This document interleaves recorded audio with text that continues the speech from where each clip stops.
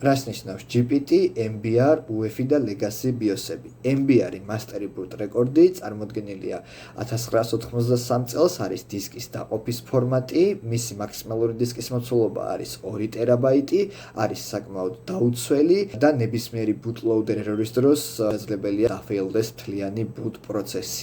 მეორე მხრივ გვაქვს GPT არის ბევრად უფრო თანამედროვე, წარმოდგენილი და ხელმისაწვდომი გახდა 2010 წლიდან, არის MBR-თან შედარებით განახლებული სისტემა დისკის დაყოფისა, მისი მაქსიმალური მოცულობა დისკის შესაძლებელია იყოს 9.4 ზეტაბაიტიც კი, არის საშუალება რომ დისკი დაიყოს უფრო ბევრ ნაწილად, ვიდრე MBR-ის შემთხვევაში და არის უფრო დაცული როგორც ვახსენეთ და შესაძლებელია recovery-ის გაკეთებაც რაიმე bootloader error-ის დროს.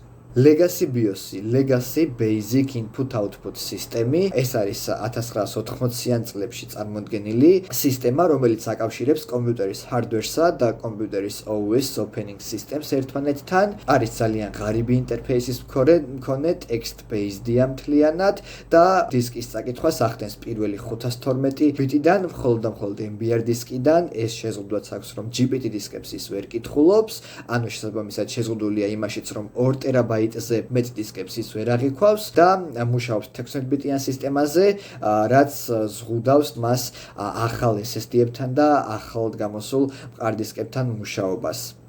United Extensible Firmware Interface, იგივე UEFI, გამოსული 2000-იან წლებში, ბევრად განვითარებული და ფუნქციურად დახვეწილი Legacy BIOS-ის შემცვლელი. აქვს როგორც GPT, ასევე MBR ფორმატებში დისკის წაკითხვის საშუალება, მაგრამ გასათვალისწინებელია ის ფაქტი, რომ უნდა ქონდეს აუცილებლად Legacy Boot Support option-ი BIOS-იდან, რომ წაიკითხოს MBR დისკებიც. ინტერფეისი არის ბევრად დახვეწილი, შესაძლებელია მაუსის გამოყენება, შესაძლებელია ინტერნეტის მოხმარებაც BIOS-ში, აქვს ძალიან ბევრი დაცვის მექანიზმი, შორის აქვს Secure Boot option-იც, რომელიც გულისხმობს იმას, რომ კომპიუტერი არ გაუშვებს და BIOS-ი არ მისცემს ჩართვის საშუალებას არაავტორიზირებულ boot მოწყობილობას. ძალიან მოხერხებული და საინტერესო მრავალფეროვანი დიზაინებით გამოირჩევა და კიდევ ერთ-ერთი ფუნქცია, რაც მას გააჩნია, არის boot manager-ი, რაც საშუალებას გვაძლევს BIOS-ის კორექტირების გარეშე ჩვენთვის სასურველი hard disk იქნება თუ SSD თუ USB drive-ი პირდაპირ